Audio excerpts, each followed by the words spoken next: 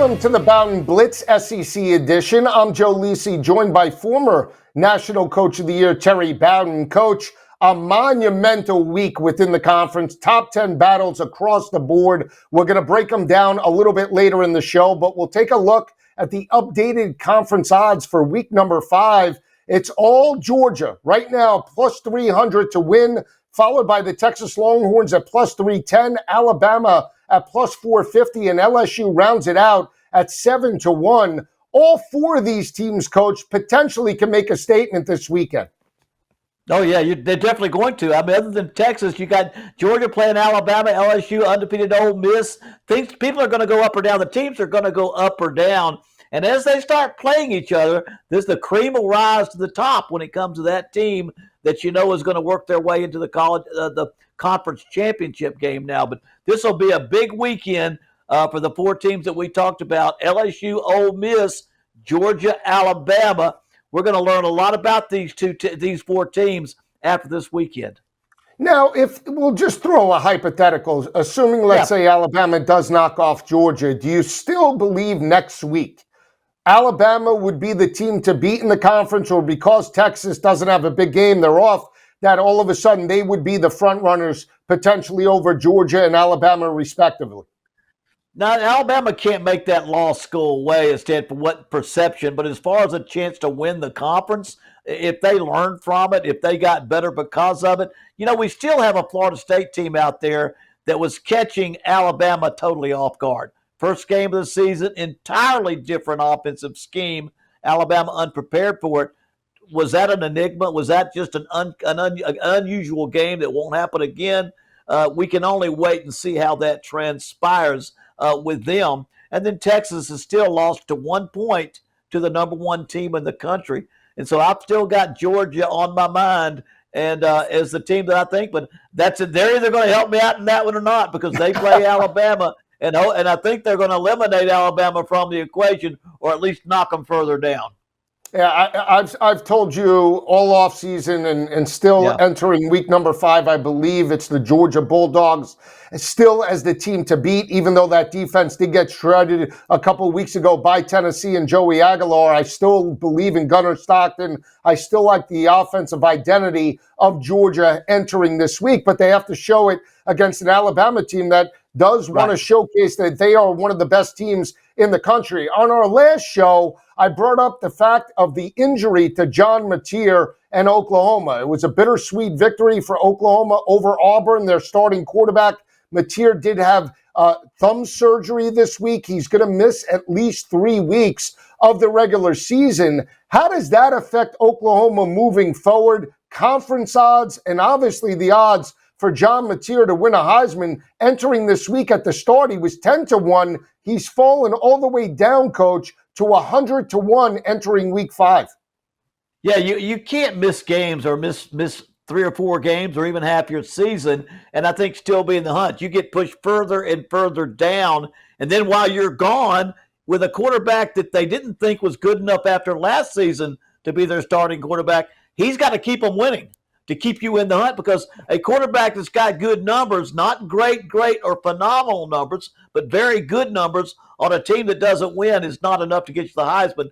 You've got to be a quarterback that's got pretty good numbers on a team that's winning. And so, again, Oklahoma's got – Matier's kind of in a tough place because he's got to get well as soon as he can. Then Oklahoma is going to have to keep winning while he's not there. I want to throw a hypothetical out. Let's say Oklahoma continues to win and they drop a game in conference, or let's say 2 games in conference, and this team is 10-2 overall, but Mattie doesn't make it back to this regular season. They do it all with their backup, Michael Hawkins.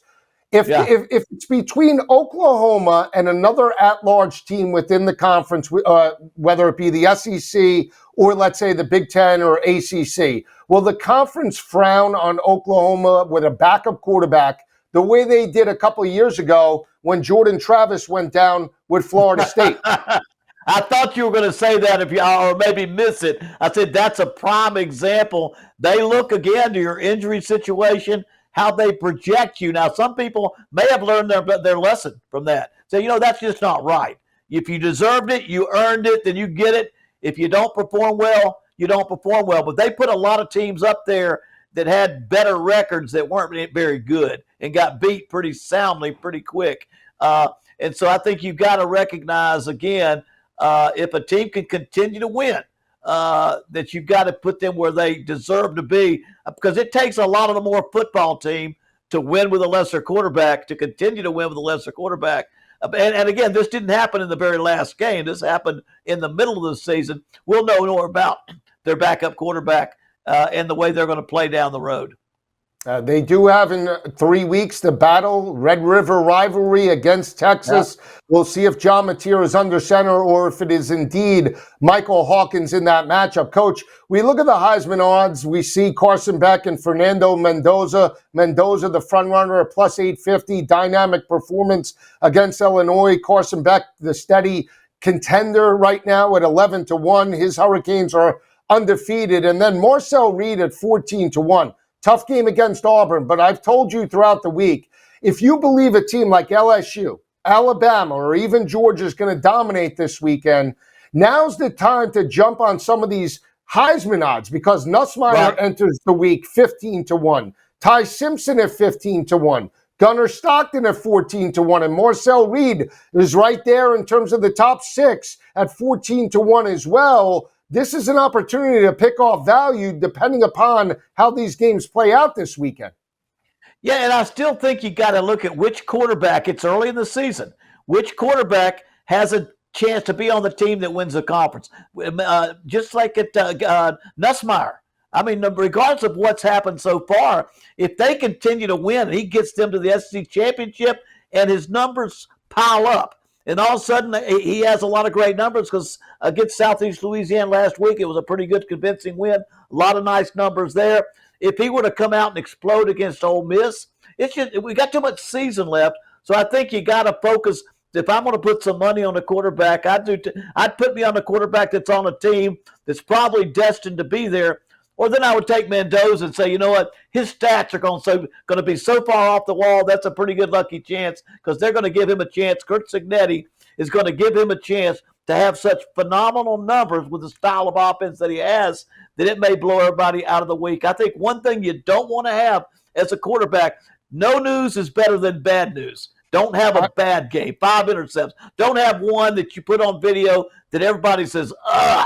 So have no news. I mean, you can have a game where you don't do much. That's not going to hurt you. Just keep winning. I agree with that, and I'll just take it a step further. I think the one quarterback that has the most to gain is Garrett Nussmeier, because he wins that week 1 matchup against Clemson, performed well, 230 yards, 2 touchdowns, and got the road win. He's been pedestrian over the past few weeks, but now's an opportunity, not just this game against Ole Miss, but down the road. They play an undefeated Vanderbilt team. They do play Alabama later in the year. They play South Carolina and Texas A&M. So those marquee top 25 games are going to be on his resume. Forget the first 4 games of the regular season. It starts in week 5. If Garrett Nussmeier puts up yards and looks good and gets the road win, he could potentially close the gap against Carson Beck and Fernando Mendoza. Yeah, you know, it's just the day that a quarterback was a runner-up for a couple of years and he's at the same program, and all of a sudden everybody rides him all the way through. I think those days are over. Good quarterbacks, they transfer somewhere else if they're not there. Their big numbers come quickly, and they change from team to team. So it's going to be interesting, because I don't think you have many quarterbacks like Nussmeier that sit at one program and ride that program all the way through. When Coach and I come back, we'll talk about the battle in Oxford, the Magnolia Bowl, LSU, Ole Miss, and the battle in Athens, Alabama on the road to face off against Georgia. Coming right back.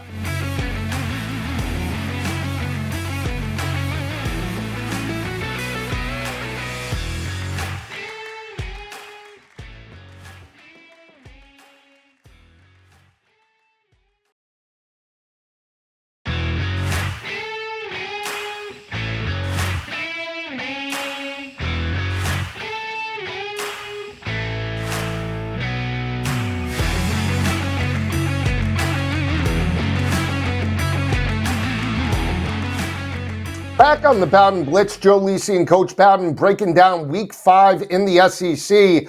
No bigger games than the two games we're going to discuss right now. We'll talk about the Magnolia Bowl. LSU on the road. They opened as a 1.5-point road favorite against Ole Miss. They are now 1.5-point underdogs heading into this 3:30 matchup against Trinidad Chambliss and Ole Miss. You look at Ole Miss, Chambliss has been a great surprise for Lane Kiffin in this offense, accounted for over 400 yards of total offense, coach, in the dominating home win over Tulane.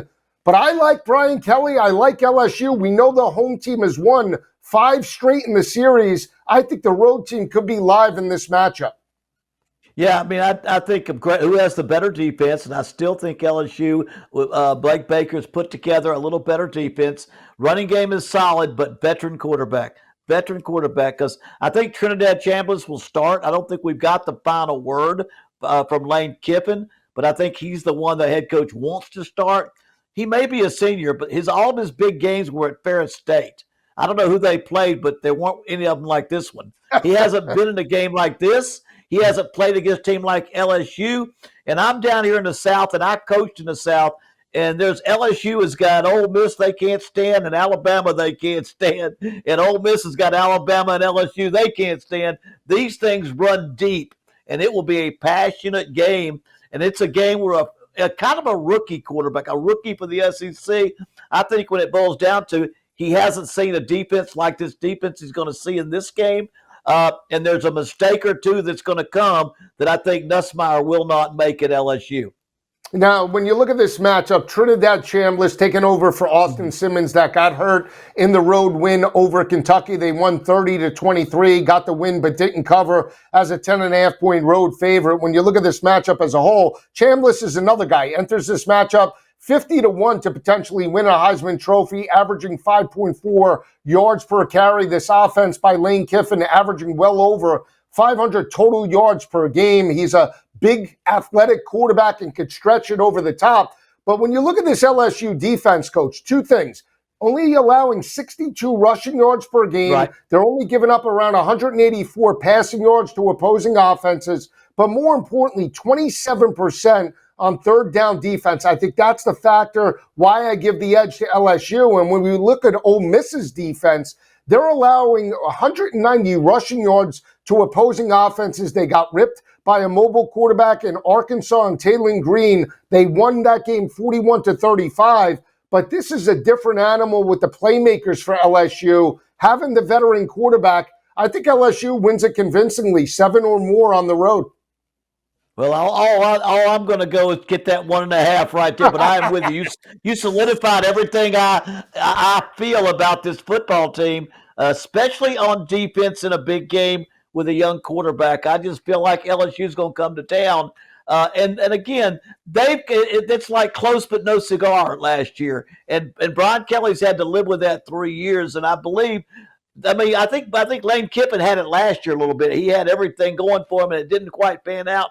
And he's got a sleeper over there, and he's got a good football team. But I think LSU has kind of built up this 4th year under Brian Kelly. They've built up into this football team, and I don't think they go to Ole Miss and lose this football game. I think they win it, whether it's by 10 points or 2 points. I don't care. They're going to win the football game.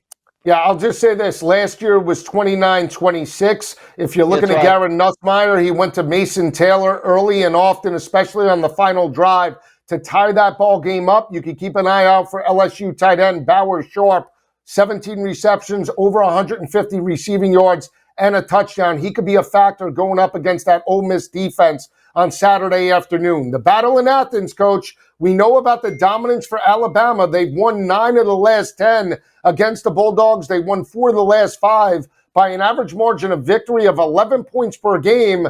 Their dogs, yet again, haven't been favorites in the series, coach. Dating back to 2020, that was the Mac Jones era with Devontae Smith when they knocked off Ohio State and won a national championship. They're catching now 2.5 on the road to Gunner Stockton and Georgia.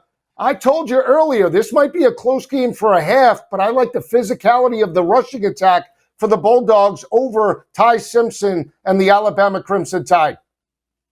Yeah, I've got the rushing attack being one of my factors in the football game is the fact that Georgia can run the football. Alabama has been inconsistent. I just don't think they've got a go-to running game. When they've got to have it, they're not sure they've got it. But Georgia, I think, has consistently shown that they can run the football in tough yardage situations. They've also shown that they can pass now after playing Tennessee. But it's that running game that I've seen with them, that outstanding defense that they have, and they don't have a quarterback with the speed of Milroe. That hurt them last year. They're not facing a quarterback yes, the quarterback likes to run, but he's a smart runner, not a great runner. And then finally, don't underestimate it. I've coached between the hedges. They don't lose many ball games at home, and that's a great home field advantage over there. They don't lose many games at home as a Bulldog at Sanford Stadium. One of the nation's longest winning streaks for the Georgia Bulldogs. They've been dominant. They've been pushed to the limit, especially last year by Haynes King. They pulled that game out as an 8.5-point home favorite, won in 8 overtimes by 2 points. But to Coach's point, Alabama is going to need a much better rushing attack than what they've had, only averaging right now about 123 rushing yards heading into this matchup. They do get a benefit of Jam Miller coming back.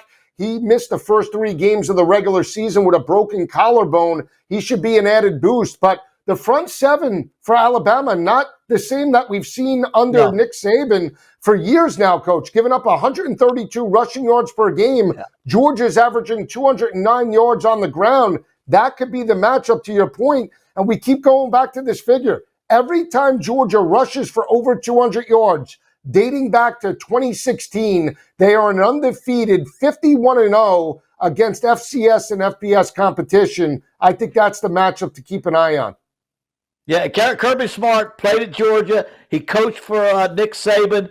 That's the philosophy he's always had. There's still this fear in Alabama that coming from the West Coast, you don't understand the smash mouth, physical, tough nature of Alabama football or SC football, and they're not quite sure that they can run it when they have to run it like the Nick Saban Alabama teams of the past.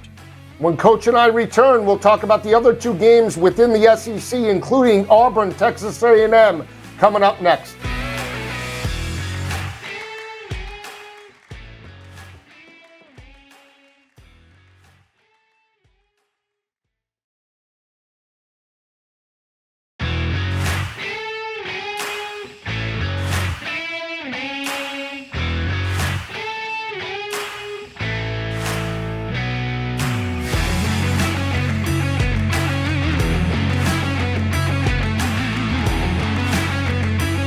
Rounding out week 5 within the SEC, Joe Lisi and Coach Bowden breaking down all the top 25 battles. We'll turn our attention to the battle in College Station. Top-ranked Texas A&M, coming out of a bye week, Coach, is a 6.5-point home favorite over Auburn. Last year, the Tigers did win on the Plains 43-41 in overtime. It's back-to-back road games. Tigers coming off a disappointing road loss to Oklahoma where they didn't get the cover after the safety to Jackson Arnold. How do you see this one playing out in Kyle Field?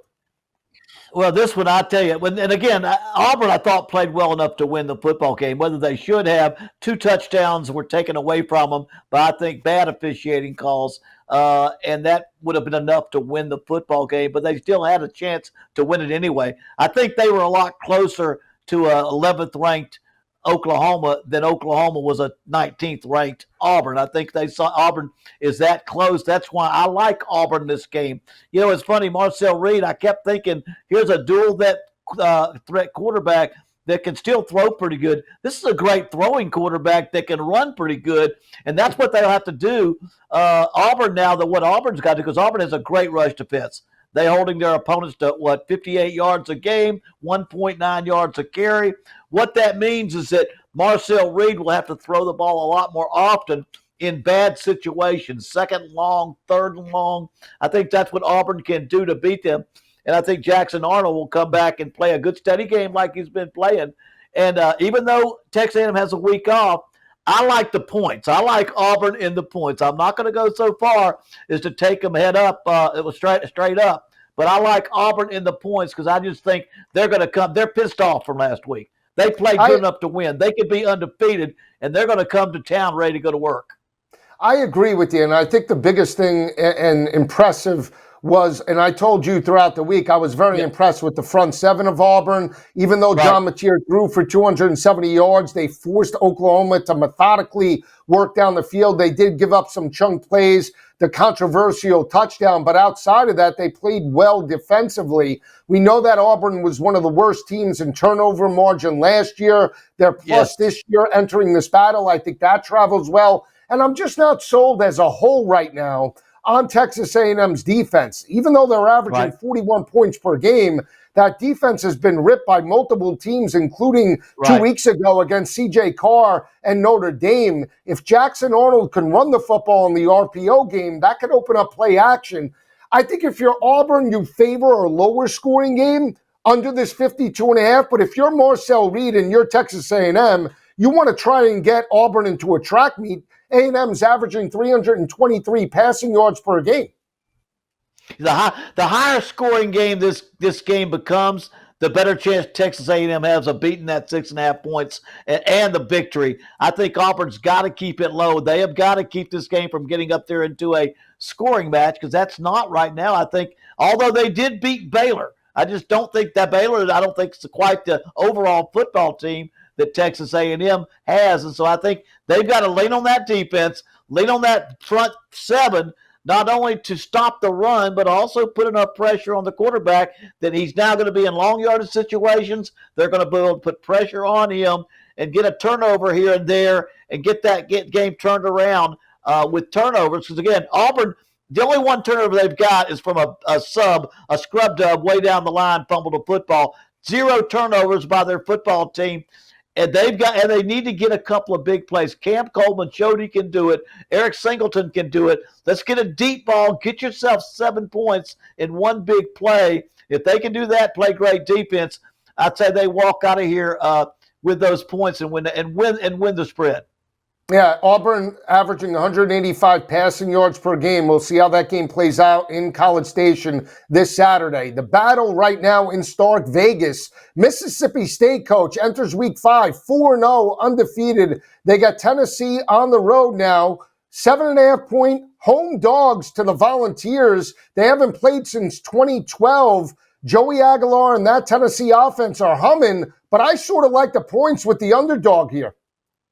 I tell you, it's a game that you got to like the over, too, because of the way these offenses play down there. You've got Levy was a coordinator for Josh Heupel at UCF, and they too know how to throw the football. But I'll say this, you better be able to communicate if you're Tennessee, because they're going to need more. They're going to be more cowbell in that football game. I'm going to tell you, it's going to be 61,000 cowbells going full speed. But I like that. I think they're going to take the over. Tennessee will win, but I kind of like the over, and I think Tennessee will pull away and get their 7.5, though. All right, we'll see you in week number 6 for Coach Bowden. I'm Joe Lisi. Have a great weekend, everyone. We'll see you next week.